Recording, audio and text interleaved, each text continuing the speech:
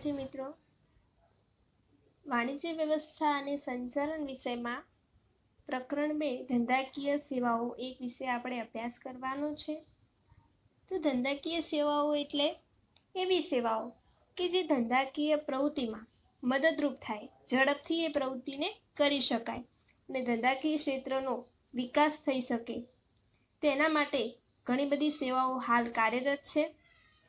એવી સેવાઓમાં બેન્કિંગની સેવાઓ, તો નાણાંની લેવડ દેવડ માટે તમે જુઓ તો બેન્કિંગ ક્ષેત્ર ખૂબ જ મહત્વની સેવાઓ પૂરી પાડે છે. એવી જ રીતે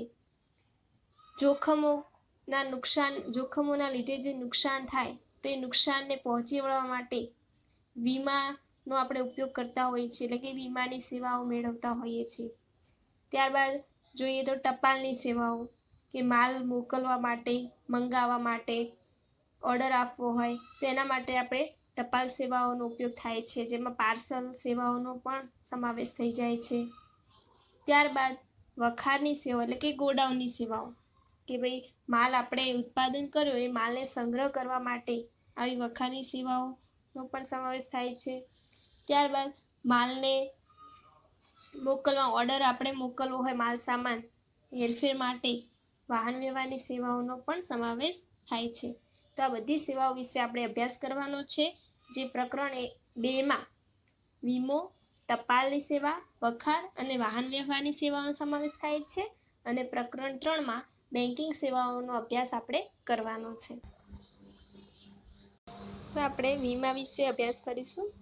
તો વીમો એટલે બે પક્ષકારો વચ્ચેનો લેખિત કરાર કે જે દ્વારા વીમો લેનાર પ્રીમિયમની રકમના અવેજના બદલામાં વીમો ઉતારનાર પાસેથી એવું વચન મેળવે છે કે જો તેને નક્કી કરેલા જોખમોના કારણે નુકસાન થાય તો નક્કી કરેલી રકમની મર્યાદામાં અને નક્કી કરેલી ગણતરી પ્રમાણે નુકસાન ભરપાઈ કરી આપવામાં આવશે.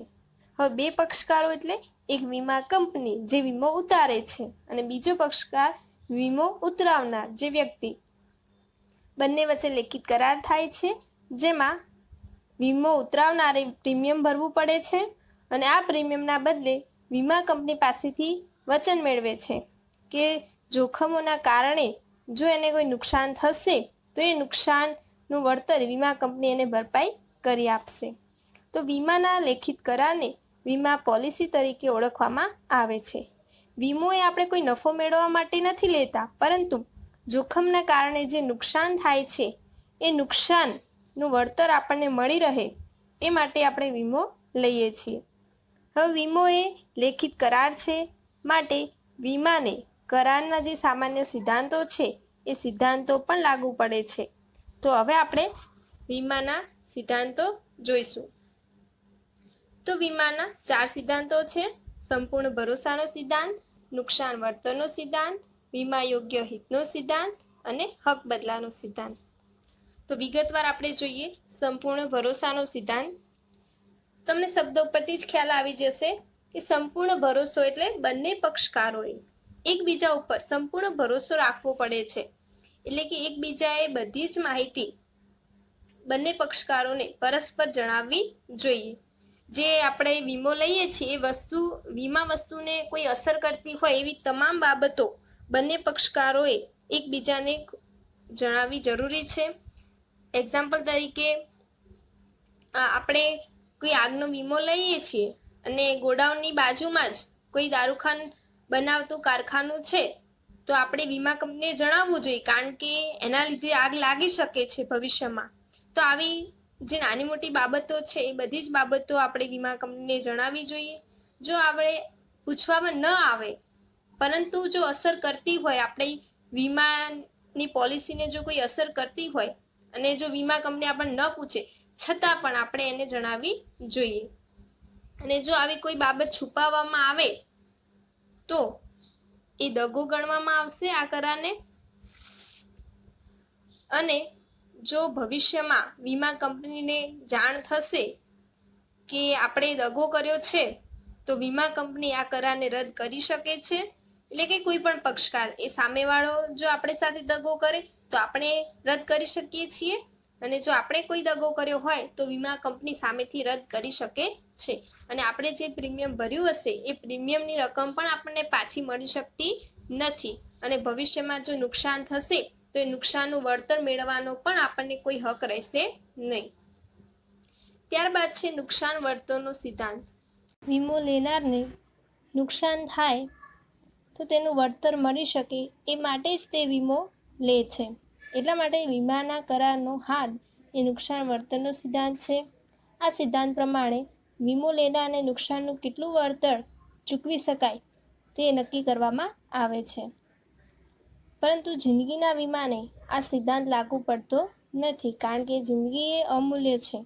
એનું મૂલ્ય નાણાંમાં માપી શકાતું નથી. તો જિંદગીના વીમાનું વળતર કઈ રીતે ચૂકવી શકાય? તો જે વ્યક્તિએ પોતાનો જિંદગીનો વીમો લીધો હોય તે વ્યક્તિ જે પ્રીમિયમ ભરશે એ પ્રીમિયમના આધારે જ એને નુકસાનનું વળતર મળી શકે છે. હવે નુકસાન વળતરના સિદ્ધાંતમાં નુકસાનનું વળતર કઈ રીતે નક્કી કરવામાં આવે છે? તો ધારો કે એક વ્યક્તિએ ₹5 લાખની વસ્તુનો ₹3 લાખનો વીમો ઉતરાવેલ છે અને જો આ વસ્તુ પૂરેપૂરી નાશ પામે તો એને જે વીમો ઉતરાવ્યો છે જેટલી રકમનો, એટલે કે 3 લાખનો, તો પૂરેપૂરી વસ્તુ નાશ પામશે તો એને વધુમાં વધુ 3 લાખ જ રૂપિયા મળી શકે જે એને પ્રીમિયમ ભર્યું હશે.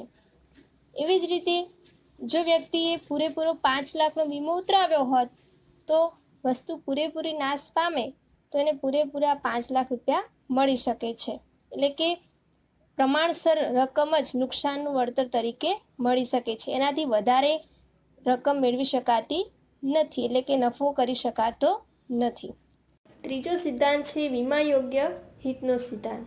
તો વીમા યોગ્ય હિતનો સિદ્ધાંત એટલે જે વસ્તુનો વીમો લેવામાં આવ્યો છે તે વસ્તુમાં વીમો લેનારને આર્થિક હિત હોવું જોઈએ. એટલે કે એ વસ્તુને નાશ થવાથી તેને નુકસાન થતું હોય અને એ વસ્તુ હાજર રહેવાથી એ વ્યક્તિને ફાયદો થતો હોય તો તેને વસ્તુમાં આર્થિક હિત છે એવું આપણે કહી શકીએ. એક્ઝામ્પલ તરીકે મકાનના માલિક છે તો એને જ મકાનમાં આર્થિક હિત હોય, કોઈ ભાડુઆત રહેતો હોય તો એને મકાનમાં કોઈ આર્થિક હિત હોતું નથી, કારણ કે મકાન નાશ પામશે તો એનું નુકસાન કોને ભોગવવું પડશે? મકાનના માલિકને. ભાડુઆતને કંઈ લેવા દેવા હોતું નથી. તો વીમો કોણ ઉતરાવી શકે? મકાનનો માલિક. ભાડુઆત એ વીમો લઈ શકે નહીં. ઓકે. ત્યારબાદ છે ચોથો સિદ્ધાંત હક બદલાનો સિદ્ધાંત. તો જ્યારે આપણે વીમો ઉતરાવીએ છીએ જે વસ્તુનો અને એ વસ્તુ નાશ પામશે તો વીમા કંપની આપણને નુકસાનનું વળતર ચૂકવી આપે છે. હવે નુકસાનનું વળતર ચૂકવી આપ્યા પછી જે નકામો માલ કે મિલકત રહેશે અથવા તો જે નાશ પામેલો ભંગાર વધ્યું હશે તો એ બધી જ માલિકી વીમા કંપનીની થઈ જાય છે. એટલે કે માલિકી હક જે વ્યક્તિનો હતો વીમો લેનારનો એ બદલાઈને વીમા કંપનીનો થઈ જાય છે. પરંતુ જિંદગીના વીમાને આ સિદ્ધાંત લાગુ પડતો નથી, કારણ કે જિંદગીમાં હક બદલો થઈ શકતો નથી. તો આ હતા વીમાના 4 સિદ્ધાંતો. હવે જોઈશું આપણે વીમાના પ્રકારો. તો વીમાના સામાન્ય 2 પ્રકારો છે, જીવનનો વીમો, સામાન્ય વીમો. જીવન વીમાના પણ 2 પ્રકાર પડે છે, એક જિંદગીનો વીમો અને બીજો હયાતીનો વીમો. તો પહેલાં આપણે જોઈએ જિંદગીનો વીમો. તો જે વ્યક્તિનો વીમો લીધો હોય તે વ્યક્તિનું મૃત્યુ થાય ત્યારે તેના વારસદારોને વીમા કંપની રકમ ચૂકવવાનું વચન આપે છે. એટલે કે જે માણસનો વીમો લીધો હશે એ મૃત્યુ થશે ત્યારબાદ જ એના વારસદારોને આ વીમાની રકમ મળે છે, એના પહેલાં આ રકમ મળતી નથી. અને જે માણસનો વીમો લીધો છે એને નક્કી કરેલા સમયે આ વીમાની પ્રીમિયમ ભરવું પડશે અને એના મૃત્યુ પછી એ રકમ વારસદારોને મળી શકે છે. હવે જિંદગીના વીમાને તો નુકસાન વળતરનો સિદ્ધાંત લાગુ પડતો નથી, તો પછી વીમાની રકમ કેવી રીતે નક્કી થશે કે એના મૃત્યુ પછી કેટલી રકમ મળશે એને? તો માણસ જે વીમો ઉતરાવે છે એને પોતે પ્રીમિયમ નક્કી કરે છે કે એની કેપેસિટી કેટલી છે વીમાની પ્રીમિયમ ભરવાની. તો એ પ્રીમિયમના આધારે જ વીમાની રકમ નક્કી થાય છે. જીવન વીમાનો બીજો પ્રકાર છે હયાતીનો વીમો. તો જે વ્યક્તિનો વીમો ઉતરાવ્યો હોય છે એ વ્યક્તિએ મુદત નક્કી કરેલી હોય છે અને એ નક્કી કરેલી મુદત પૂરી થાય ત્યારે તે વ્યક્તિને જ અથવા મુદત પૂરી થતાં પહેલાં જ જો વ્યક્તિનું મૃત્યુ થઈ જાય તો તેના વારસદારોને આ વીમાની રકમ મળે છે. એટલે કે મુદત નક્કી હોય છે, મુદત પૂરી થશે ત્યારે વીમાની રકમ મળશે અથવા વચ્ચે જ એ માણસ મૃત્યુ પામશે તો એ રકમ એના વારસદારોને મળી શકે છે. હવે આ હયાતીના વીમામાં પણ માણસ પોતાની કેપેસિટી પ્રમાણે પ્રીમિયમની રકમ નક્કી કરે છે અને મુદત પૂરી થતાં એ પ્રીમિયમના આધારે જ વીમાની રકમ મળે છે. હવે જોઈશું આપણે સામાન્ય વીમો. તો સામાન્ય વીમાના મુખ્ય 3 પ્રકારો પડે છે: માલ હેરફેરનો વીમો, આગનો વીમો, અન્ય વીમાઓ. માલ હેરફેર માટે 3 પ્રકારના વીમાઓ છે: દરિયાઈ વીમો, હવાઈ વીમો અને માર્ગ વીમો. તો જે રીતે માલની હેરફેર થાય છે જે માર્ગે, એના આધારે જ વીમાઓ નક્કી થાય છે. તો સૌપ્રથમ જોઈએ આપણે દરિયાઈ વીમો. તો માલની હેરફેર માટે સૌપ્રથમ દરિયાઈ માર્ગનો જ ઉપયોગ થતો હતો, તેથી દરિયાઈ વીમાનો પ્રકાર એ સૌથી જૂનો પ્રકાર છે. અને દરિયાઈ વીમો ઉતારવાની શરૂઆત સૌપ્રથમ લોર્ડ્સ ઓફ લંડન નામની જે સંસ્થા છે એને કરેલી હતી. હવે દરિયાઈ વીમો શા માટે લેવામાં આવે છે? તો દરિયાઈ માર્ગે માલની જ્યારે હેરફેર થતી હોય તો દરિયામાં કોઈ તુફાન આવી જાય અને એના લીધે જહાજને કોઈ નુકસાન થાય કે માલ પલળી જાય કે નાશ પામે, તો આ માટે દરિયાઈ વીમો લેવામાં આવે છે. ત્યારબાદ બીજો પ્રકાર છે હવાઈ વીમો. એટલે હવાઈ માર્ગે જે માલ સામાનની હેરફેર થાય છે એના માટે આ વીમો લેવામાં આવે છે. અને આ વાહન વ્યવહાર ખૂબ જ જોઈએ તો ખર્ચાળ અને જોખમી છે, કારણ કે હવાઈ માર્ગે જે માલ સામાન મોકલવામાં આવે છે એ માલ સામાન ઓછા વજનવાળો અને ખૂબ જ કિંમતી સામાન જ હેરફેર થાય છે, તેથી એમાં જોખમ પણ વધારે રહેલું હોય છે. માટે હવાઈ વીમાનો જે પ્રીમિયમ છે એની રકમ પણ ખૂબ જ વધારે હોય છે. એટલે કે જે વીમામાં જોખમનું પ્રમાણ વધારે હોય એ વીમાના પ્રીમિયમની રકમ પણ વધારે હોય છે. ત્યારબાદ ત્રીજો વીમો છે માર્ગ વીમો. તો માર્ગ વીમામાં દરેક પ્રકારના રેલવે, રસ્તા માર્ગ વગેરેનો સમાવેશ થઈ જાય છે. તો માર્ગ વ્યવહારમાં જમીન માર્ગે રેલવે માર્ગનો સમાવેશ થાય છે. એમાં રસ્તામાં જ્યારે માલ જતો હોય ત્યારે વરસાદના કારણે, ચોરી કે લૂંટફાટના કારણે માલ ચોરાઈ જાય અથવા તો નુકસાન થાય તો એની સામે રક્ષણ મેળવવા માર્ગ વીમો લેવામાં આવે છે. હવે જોઈએ આગનો વીમો. તો માલ કે મિલકતને આગથી જ જો નુકસાન થાય, એટલે કે આમાં નક્કી હોય છે કે આગથી જ જો નુકસાન થાય તો જ વીમા કંપની એ નુકસાનનું વળતર આપણને ચૂકવી આપે છે. ત્યારબાદ જોઈએ હવે અન્ય વીમાઓ. અન્ય વીમાઓમાં પ્રથમ છે નફા નુકસાનનો વીમો. એટલે કે ધંધાના માલિકને ધંધો બંધ રહે અને કદાચ કોઈ નુકસાન ભોગવવું પડે તો એના માટે એ વીમો લે છે. પછી સ્વાસ્થ્યનો વીમો. તો સ્વાસ્થ્યના વીમામાં આપણે પ્રીમિયમ ભરવું પડે છે અને ભવિષ્યમાં જો આપણને કોઈ માંદગી આવે તો એ માંદગીના ખર્ચની ભરપાઈ વીમા કંપની કરી આપે છે. લૂંટફાટ એટલે કે ચોરીનો વીમાનો આમાં સમાવેશ થાય છે. ઢોર ઢાંખરનો વીમો, સમૂહ વીમો. સમૂહ વીમો એટલે માલિક પોતાના જે કર્મચારીઓ હોય તો એ કર્મચારીનો સમૂહમાં વીમો ઉતરાવે છે, બધા જ કર્મચારીઓનો. ત્યારબાદ છે રમતગમતનો વીમો. એટલે કે કોઈ રમત મેચ કેન્સલ થાય તો એના લીધે જે ગ્રાઉન્ડના માલિકને જે નુકસાન ભોગવવું પડે એના માટે આ વીમો લેતા હોય છે. પછી વાહનનો વીમો. એટલે કે વાહનને કોઈ અકસ્માતના લીધે નાશ પામે તો એ માટે આપણે વીમો લેતા હોઈએ છીએ. પછી છે શાખનો વીમો. એટલે કે ઉઘરાણી કોઈ બાકી હોય અને ઉછીના આપણે ઉઘરાણી ન મળે આપણને તો એના માટે પણ આપણે વીમો લેતા હોઈએ છીએ. પછી ત્રાહિત પક્ષ માટેનો વીમો. એટલે કે આપણે કોઈ વાહન ચલાવતા હોઈએ અને સામેવાળાને આપણા લીધે નુકસાન થાય કે આપણા લીધે એના શરીરને કે એના વાહનને કોઈ ઈજા થાય તો એનું વળતર આપણા તરફથી વીમા કંપની એને ચૂકવી આપે છે. ત્યારબાદ છેતરપિંડી સામે વફાદારીનો વીમો. એટલે કે માલિકને એના કર્મચારીઓ, કામદારો જો કોઈ છેતરપિંડી કરે કે અંદર ગોલમાલ કરે તો એના લીધે માલિકને જે નુકસાન ભોગવવું પડે તો એ માટે પણ વીમો લેવામાં આવે છે. ત્યારબાદ અકસ્માતનો વીમો, એટલે કે અકસ્માતથી જો કોઈ ઈજા થાય વાહનને કે શરીરને તો એના માટે પણ વીમો લેવામાં આવે છે. પછી કુદરતી આપત્તિનો વીમો, એટલે કુદરતી જોખમોના કારણે જો કોઈ નુકસાન થાય, ભૂકંપના કારણે, વાવાઝોડુંના કારણે, વરસાદને, તો એના માટે પણ આ વીમો લેવામાં આવે છે. ત્યારબાદ છે કામદાર વળતરનો વીમો, એટલે કામદારોને નક્કી કરે વળતરમાં જો કોઈ નુકસાન થાય તો એના માટે પણ આ વીમો લેવામાં આવે છે. તો આ હતા વીમાના પ્રકારો. હવે જોઈએ વીમાનું ખાનગીકરણ. તો ભારતમાં વીમાની શરૂઆત ખાનગી ક્ષેત્રથી જ થઈ હતી. જ્યારે ભારતમાં બ્રિટિશની હુકુમત હતી ત્યારે ઘણી બધી વિદેશી કંપનીઓએ ભારતમાં આવીને વીમાનું કાર્ય શરૂ કર્યું હતું. ભારતની સૌપ્રથમ જીવન વીમા કંપની ઓરિએન્ટલ જીવન વીમા કંપની હતી, જેને ભારતમાં જ સૌપ્રથમ જીવન વીમાની શરૂઆત કરી હતી. તો આવી અનેક વિદેશી કંપનીઓ ભારતમાં આવીને કાર્ય શરૂ કર્યું. તે ઘણી બધી એવી ગેરરીતિઓ અપનાવીને ગ્રાહકોનું શોષણ કરવા લાગ્યા.